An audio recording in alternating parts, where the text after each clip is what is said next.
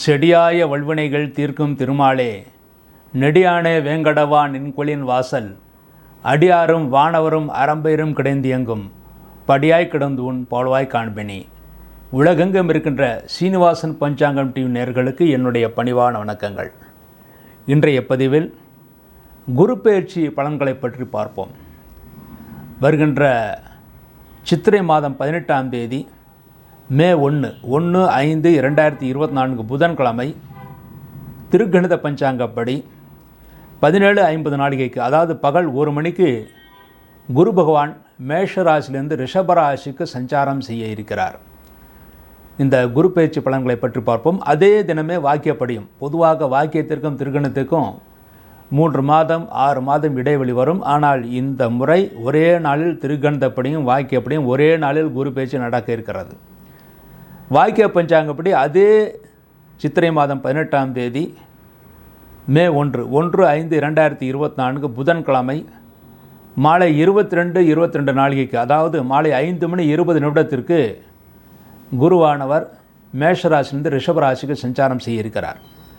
அதாவது திருக்கணிதப்படி பகல் 1 மணிக்கு, வாக்கியப்படி மாலை 5:20 குரு பேச்சு நடக்க இருக்கிறது.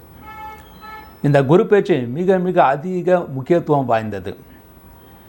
ஏன் குரு பேச்சுக்கு அவ்வளவு முக்கியத்துவம் தர வேண்டும் என்றால், பொதுவாக குரு பகவான் ஜீவகாரகன் என்று போற்றப்படுகிறார். இருக்கின்ற கிரகங்களிலேயே மிகப்பெரிய கிரகம் குரு கிரகம். குரு பார்க்க கோடி நன்மை என்று கூறுவார்கள். குரு என்றால் பொதுவாக தெய்வ பலத்தை குறிக்கிறது, குரு பலத்தை குறிக்கிறது, முன்னேற்றத்தை குறிக்கிறது, மங்களகரமான காரியங்களை குறிக்கிறது. ஆகவே குரு பெயர்ச்சி அவ்வளவு முக்கியத்துவம் வாய்ந்தது. ஏனென்றால் ஜீவகாரகன். நம்முடைய ஜீவன் சந்தோஷமாக இருப்பதற்கு குருவுடைய அருள் மிக மிக அவசியம். ஆகவே குரு பெயர்ச்சி அவ்வளவு முக்கியத்துவம் வாய்ந்ததாக கருதப்படுகிறது. இந்த குரு பெயர்ச்சி என்பது வருகின்ற மே மாதம் 1ஆம் தேதி அதே தினம் திருக்கணிதப்படியும் வாக்கியப்படியும் நடக்க இருக்கிறது. இந்த குரு பகவான் ஒரு வருடம் இந்த குரு பெயர்ச்சி நடக்கிறது. ஒரு வருடத்திற்கு அதே ராசியிலே குரு பகவான் இருக்கிறார். நடுவில் வக்கரமும் இருக்கிறது, அஸ்தமனமும் இருக்கிறது. வக்கரம் அடைந்தாலும் அந்த குரு பகவான் வேறு ராசிக்கு போவது கிடையாது. ஆகவே வருடம் முழுவதும் ஒரே பலன்தான் நடக்கும். வக்கரம் என்று வரும்போது சிறிது அதிகமான நற்பலன்களோ தீய பலன்களோ நடக்கிறதால் சிறிது அதிகமாக நடக்குமே தவிர, குரு ராசி மாற்றம் என்பது கிடையாது. ஒரே ராசியில்தே வக்கரமடைந்து அதே ராசியிலே இருக்கிறார். ஆகவே வக்கரமடைந்தாலும் குரு பெயர்ச்சியில் பெரிய மாற்றம் இருக்கிறது. அந்த வக்கர நேரம் என்பது, குரு வக்கரம் என்பது அக்டோபர் 9ஆம் தேதி வக்கரமடைகிறார். அக்டோபர் 9ஆம் தேதி புதன்கிழமை அன்று வக்கரம் ஆரம்பித்து 4/2/2025, அதாவது அடுத்த பிப்ரவரி 4ஆம் தேதி வக்கர நிவர்த்தி அடைகிறார். ஆக இந்த வக்கரம், பொதுவாக வக்கரம் 5 மாத காலம் வக்கரமாக இருப்பார். இந்த வக்கரமாக இருந்தாலும் வேறு ராசிக்கு போகவில்லை. ஆகவே அதே ராசியில் இருப்பதனால் அதே ராசி பலன்கள் தான் நடக்குமே தவிர, வக்கரம் அடைந்து விட்டார் என்பதற்காக அதற்கு முந்தின ராசி பலன்கள் என்று நடக்கும் என்று நினைப்பது தவறான ஒரு விஷயம். மேலும் இந்த குரு பெயர்ச்சியின் மூலமாக தங்க விலை எப்படி இருக்கும் என்று பார்த்தால், தங்க விலை இந்த குரு பெயர்ச்சி ஆரம்பத்தில் ஏறுவதாக இருக்கும். ஆனால் குரு பெயர்ச்சி முடிந்த பிறகு மளமளவென்று தங்க விலை சரிய ஆரம்பிக்கும். அந்த தங்க விலை என்பது ஆகஸ்ட் மாதத்திலே குறைவாக இருக்கும். ஆகஸ்ட் மாத ஆரம்பம் அல்லது இறுதியிலேயே தங்க விலை குறைவதற்கான வாய்ப்புகள் இருக்கிறது. தங்க விலை ஏப்ரல் மாதம் வரை ஏறும். அதாவது வருகின்ற ஏப்ரல் மாதம் வரை ஏறும். அதாவது ஏப்ரல் மாதம் குரு பெயர்ச்சி வரை ஏறும். குரு பெயர்ச்சிக்கு அப்புறம் ஸ்திரமாக சில நாட்கள் இருந்து அதன் பிறகு குரு பெயர்ச்சி ஆன பிறகு மளமளவென்று சிறிது சிறிதாக குறைய ஆரம்பிக்கும். ஆகவே தங்கத்திலே நீங்கள் முதலீடு செய்ய விரும்புபவர்கள் சிறிது எச்சரிக்கையாக இருக்க வேண்டும். தங்கத்தை வெகு காலத்திற்கு முதலீடு செய்வதாக இருந்தால் நீங்கள் ஆகஸ்ட் அல்லது செப்டம்பர் மாதத்தில் வாங்குவதுதான் மிகவும் சிறப்பானது. ஷேர் மார்க்கெட் நிலவரம் எப்படி இருக்கும் என்று பார்த்தோமேனால், இப்பொழுது பலதரப்பட்ட மக்களும் ஷேர் மார்க்கெட்டில் முதலீடு செய்கிறார்கள். அந்த ஷேர் மார்க்கெட் என்பது இந்த வருடம் பெரிதாக லாபம் கிடைப்பதற்கு வாய்ப்பு கிடையாது. ஆரம்பத்தில் மே மாதம் ஜூன் மாதம் ஓரளவு ஸ்திரமாக இருந்து, அக்டோபர் மாதம் 15ஆம் தேதி முதல் நவம்பர் 30 வரை, அதாவது அக்டோபர் 15 முதல் நவம்பர் 30 வரை, ஐப்பசி மாதம் முழுமைக்கும் கார்த்திகை 15ஆம் தேதி வரை ஷேர் மார்க்கெட்டிலே மிகவும் குறைவான விலையிலே உங்களுக்கு பங்குகள் கிடைக்க வாய்ப்பு இருக்கிறது. முதலீடு செய்ய விரும்புபவர்கள் அக்டோபர் 15ஆம் தேதிக்கு பிறகு நீங்கள் முதலீடு செய்தால் போதுமானது. அடுத்து இந்த குரு பேச்சின் மூலமாக குரு பலம் பெறுகின்ற ராசிகள் என்று பார்த்தால் மேஷ ராசி.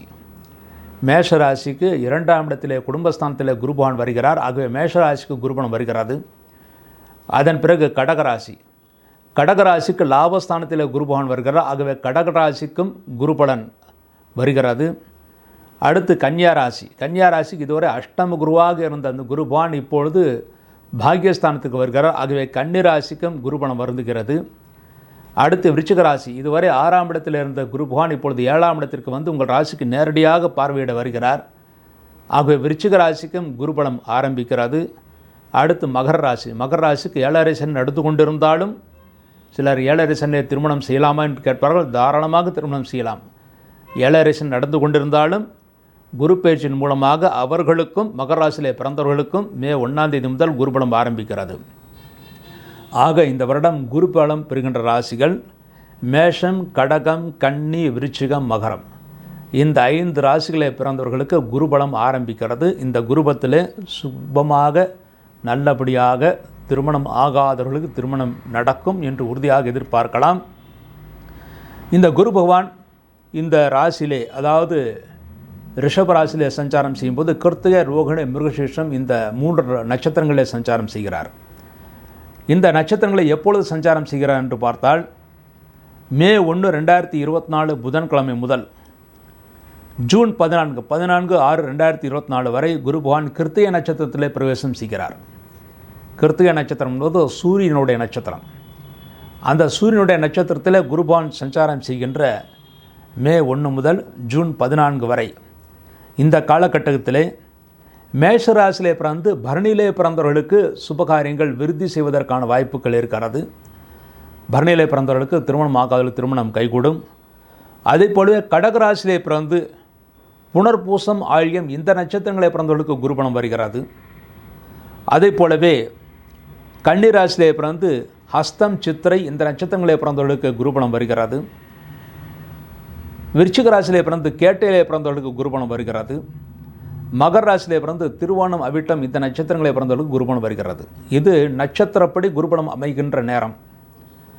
அடுத்து குரு பகவான் சந்திரனுடைய சாரத்திலே, அதாவது குருவுக்கு மிக நட்பான கிரகம் சந்திரன் என்று கூறுவார்கள், அந்த சந்திரனுடைய சாரத்திலே 14/6/2024 வெள்ளிக்கிழமை முதல் 20/8/2024 செவ்வாய்க்கிழமை வரை சந்திரனுடைய ரோகிணி நட்சத்திரத்தில் பிரவேசம் செய்கிறார். அப்போது குருபலம் பெறுகின்ற நட்சத்திரங்கள் என்று பார்த்தால் மேஷராசியிலே பிறந்து அஸ்வினி, கிருத்திகை இந்த நட்சத்திரங்களே பிறந்தவர்களுக்கும், கடகராசியிலே பிறந்து பூஷம் நட்சத்திரத்திலே பிறந்தவர்களுக்கும், கன்னிராசியிலே பிறந்து சித்திரை, உத்திரம் இந்த நட்சத்திரங்களே பிறந்தவர்களுக்கும், விருச்சிக ராசியிலே பிறந்து அனுஷத்திலே பிறந்தவர்களுக்கும், மகரத்திலே பிறந்து உத்திராடம், அவிட்டம் இந்த நட்சத்திரங்களே பிறந்தவர்களுக்கும் குருபலம் நடக்க இருக்கிறது. அடுத்து குரு பகவான் மிருகசீரிஷம் நட்சத்திரத்தில் சஞ்சாரம் செய்கிறார். அந்த மிருகசீரிஷம் நட்சத்திரம் என்பது ஆகஸ்ட் 20/8/2024 செவ்வாய்க்கிழமை முதல் 28/11/2024 வியாழக்கிழமை வரை குரு பகவான் செவ்வாயுடைய நட்சத்திரமான மிருகசீரிஷத்திலே நட்சத்திரத்திலே சஞ்சாரம் செய்கிறார்.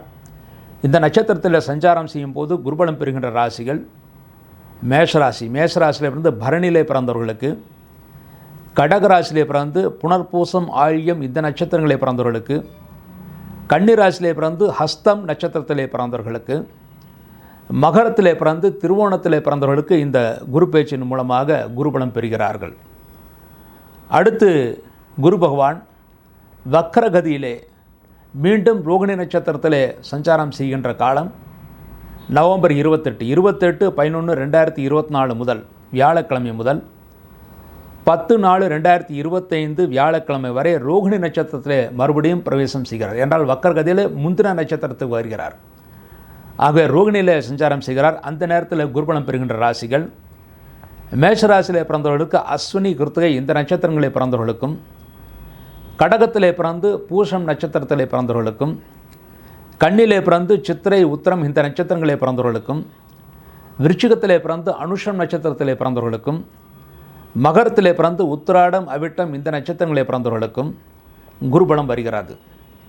அதன் பிறகு குரு பகவான் மீண்டும் மிருகசீரிஷம் நட்சத்திரத்திலே 10/4/2025 முதல் வியாழக்கிழமை முதல் 14/5/2025 செவ்வாய்க்கிழமை வரை மிருகசீரிஷம் நட்சத்திரத்தை சஞ்சாரம் செய்கிறார். அப்பொழுது குருபலம் பெறுகின்ற ராசிகள் மேஷராசியிலே பிறந்து பரணியிலே பிறந்தவர்களுக்கும், கடகராசியிலே பிறந்து புனர்பூசம் ஆயில்யம் இந்த நட்சத்திரங்களே பிறந்தவர்களுக்கும், கண்ணிலே பிறந்து அஸ்தம் நட்சத்திரத்திலே பிறந்தவர்களுக்கும், விருச்சிகத்திலே பிறந்து விசாகம் கேட்ட இந்த நட்சத்திரங்களே பிறந்தவர்களுக்கும், மகரத்திலே பிறந்து திருவோணத்திலே பிறந்தவர்களுக்கும் குருபலம் வருகிறது. இந்த நட்சத்திர குருபலம், முதல்ல சொன்னது ராசி குருபலம், இப்பொழுது சொன்னது நட்சத்திர குருபலம். இந்த நட்சத்திரங்களை பிறந்தவர்களுக்கு குருபலம் திருமணம் ஆகும் என்று எதிர்பார்க்கலாம். மேலும் இந்த குரு பகவான் 1 மாத காலம் அஸ்தமனத்தில் இருப்பார். சித்திரை மாதம் 20ஆம் தேதி 3/5/2024 முதல் வைகாசி மாதம் 20ஆம் தேதி 2/6/2024 ஞாயிற்றுக்கிழமை வரை அஸ்தமனம். அதாவது குரு பேச்சு ஆன 2 நாளிலேயே குரு பகவான் 30 நாட்களுக்கு அஸ்தமனத்தில் இருக்கிறார். அந்த அஸ்தமனத்திலே சிலர் சுபகாரியங்கள் செய்யக்கூடாது என்று சொல்கிறார்கள். ஆனால் சாஸ்திரங்கள் அப்படி கிடையாது. குரு அஸ்தமனம் ஆகும்போது ரிக்வேதத்தை அனுசரிப்பவர்கள், அதாவது ரிக்வேதத்தை அனுசரித்து அதன் வழி நடப்பவர்கள், அவர்கள் உபாகர்மா என்று சொல்லக்கூடிய பூணல் போடுதல் பண்டிகை, அதாவது உபநயனம் செய்யக்கூடாது. அந்த ஒரு மாதத்தில் காயத்ரி மந்திரத்தை உபதேசம் செய்வதும் உபதேசம் பெறுவதும் ஆகாது. ஆக மற்றபடி சாதாரண நிகழ்ச்சிகள் அனைத்து நல்ல காரியங்களும் செய்யலாம்.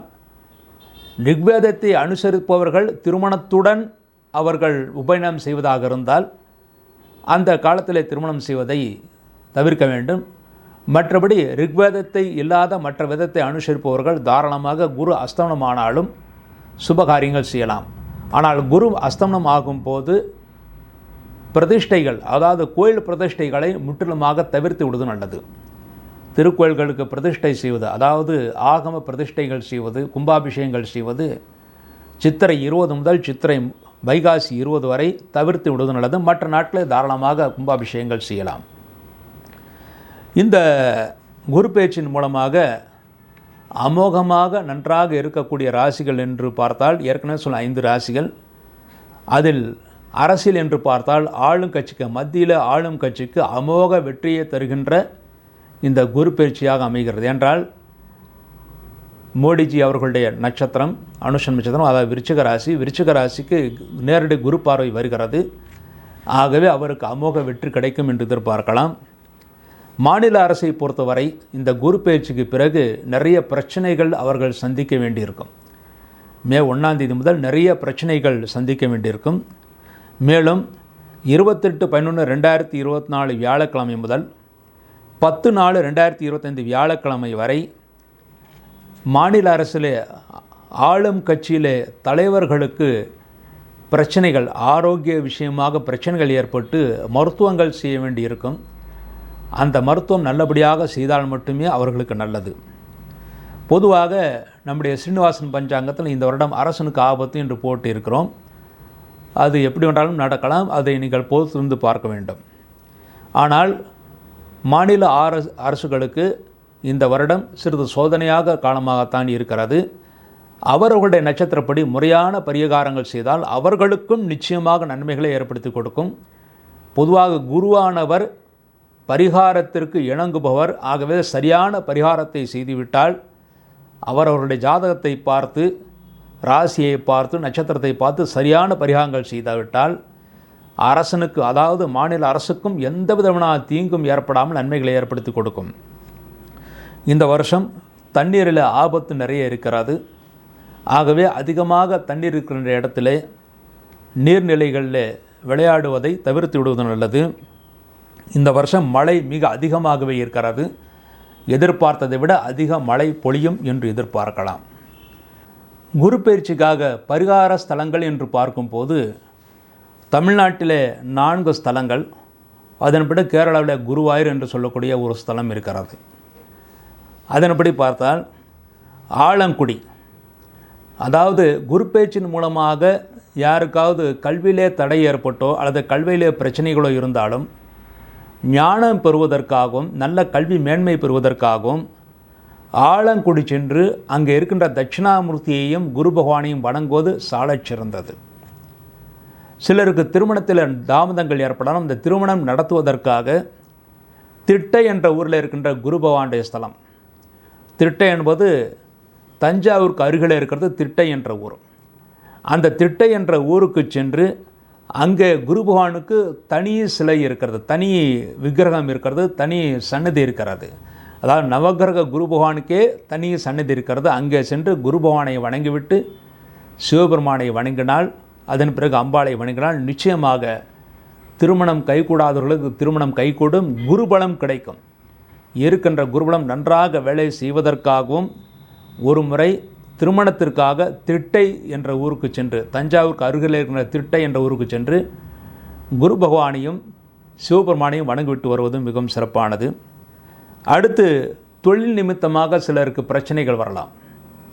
தொழில் நிமித்தமாக சிலருக்கு வழக்குகள் இருக்கலாம், பழைய பாக்கிகள் வசூலாகாமல் இருக்கலாம், அல்லது தொழில் நிமித்தமாக பிரச்சனைகள். அந்த பிரச்சனைகள் தீர்வதற்காக திருச்செந்தூர் முருகப்பெருமான் அவரை தரிசிப்பது மிகவும் சிறப்பானது. அங்கே திருச்செந்தூரில் இருக்கின்ற குரு பகவானுக்கும் முருகப்பெருமானுக்கும், அங்கே நின்ற நிலையிலும் கிடந்த நிலையிலும் இருக்கின்ற பெருமாளுக்கும் வழிபாடு செய்துவிட்டு வந்தால் நிச்சயமாக தொழில்துறையிலே நல்ல விருத்தியை முன்னேற்றம் ஏற்படுத்தி கொடுக்கும். பழைய பாக்கிகள் வசூலாகும். வழக்குகள் இருந்தாலும் அந்த வழக்குகளை வெற்றி பெறக்கூடிய நன்மைகள், வெற்றி பெறக்கூடிய ஆதாயங்கள் உங்களுக்கு கிடைக்கும். அடுத்து திருவந்திபுரம், கடலூருக்கு அருகில் என்ற திருவந்திபுரம், அங்கே ஹயகிரீவ பெருமாள், அவரும் ஞானத்திற்காகவும் கல்விக்காகவும் சிறந்த கடவுள். அதுவும் இல்லாமல் சரஸ்வதிக்கே தெய்வமாக, சரஸ்வதிக்கே குருவாக இருக்கக்கூடிய கடவுள் ஹயகிரீவ பெருமாள். அங்கே ஹயகிரீவருக்கு முதல் சன்னதி என்பது திருவந்திபுரத்தில் இருக்கிறது. திருவந்திபுரம்ன்றது கடலூரிலிருந்து 5 கிலோமீட்டர். அங்கே சென்று திருவந்திபுரம் சென்று ஹயகிரீவரை வணங்குவது மிகவும் சிறப்பானது. மேலும் குழந்தை பாக்கியத்திற்காக, அதாவது குரு பேச்சின் மூலமாக குழந்தை பாக்கியம் பெற வேண்டும் விரும்புபவர்கள் குருவாயூர் சென்று வர வேண்டும். குருவாயூர் சென்று அங்கே 2 தரிசனங்கள், முதல் நாளே ஒரு தரிசனம் செய்துவிட்டு மறுநாள் காலையில் அங்கே அடிப்பிரதட்சணம் செய்ய வேண்டும். அதாவது ஒவ்வொரு அடியும் வைக்கும் போதும் குருவாயூரப்பா என்றோ அல்லது ஹரே ராம ஹரே கிருஷ்ணா என்றோ சொல்லி ஒவ்வொரு அடியும் வைக்க வேண்டும். அல்லது உங்களுக்கு தெரிந்த குருவாயூர் ஸ்தோத்திரங்களோ கிருஷ்ணனுடைய ஸ்தோத்திரங்களோ சொல்லி அந்த கோயிலை அடிப்பிரதட்சணம் சென்று வர வேண்டும். அதன் பிறகு முடிந்தால் அங்கே துலாபாரம் என்பது மிக விசேஷம், துலாபாரம் கொடுக்கணும். அவ்வாறு செய்தால் குரு பேச்சின் மூலமாக குழந்தை பாக்கியம் இல்லாதவர்களுக்கு குழந்தை பாக்கியம் கிடைக்கும். ஆக இந்த 5 ஸ்தலங்கள் குருவுக்கான ஸ்தலங்கள், அதாவது குரு பேச்சின் முன்னிட்டு நாம் சென்று வர வேண்டிய ஸ்தலங்கள். அங்கே செல்ல முடியாதவர்கள் அவரவர்கள் ஊரில் இருக்கின்ற பெருமாளுக்கோ அல்லது அவரவர்களுடைய ஊரில் இருக்கின்ற தட்சிணாமூர்த்திக்கோ வணங்கிவிட்டு குரு பகவானை வணங்க வேண்டும். அதாவது நவகிரகத்தில் குருவுக்கும் வணங்க வேண்டும், அதன் பிறகு தட்சிணாமூர்த்திக்கும் வணங்க வேண்டும். நெய்விளக்கு வைத்து விட்டு வரலாம். அதன் மூலமாக குரு தோஷங்கள் விலகி நன்மைகளை ஏற்படுத்தி கொடுக்கும். இதுதான் இந்த குரு பேச்சின் முன்னிட்டு செய்ய வேண்டிய பரிகாரங்கள். இந்த பரிகாரத்தின் மூலமாக நன்மைகளை ஏற்படுத்தி கொடுக்கும். மேலும் அவர்களுடைய குலதெய்வத்தை வணங்குவதும் குருவுக்கு பிரீதியை ஏற்படுத்தி கொடுக்கும். குலதெய்வத்தை வணங்காமல் இதர தெய்வங்களை வணங்குவது நன்மைகள் கிடையாது. ஆகவே எந்த தெய்வத்தை நீங்கள் வணங்க வேண்டுமென்றாலும், எந்த ஸ்தலத்திற்கு செல்ல வேண்டி இருந்தாலும் முதலில் குலதெய்வத்தை வழிபாடு செய்துவிட்டு அதன் பிறகு அந்தந்த சம்பந்தப்பட்ட ஸ்தலங்களுக்கு சென்று வணங்க வேண்டும். அவ்வாறு வணங்கினால் நிச்சயமாக அவர்களுக்கு குருவுடைய பேரருளும் கிடைக்கும், குலதெய்வ அருளும் கிடைக்கும். குரு பேச்சின் மூலமாக எந்த பிரச்சனைகள் இருந்தாலும் எல்லா பிரச்சனைகளும் நீங்கி நன்மைகளை ஏற்படுத்தும் என்பது உறுதி.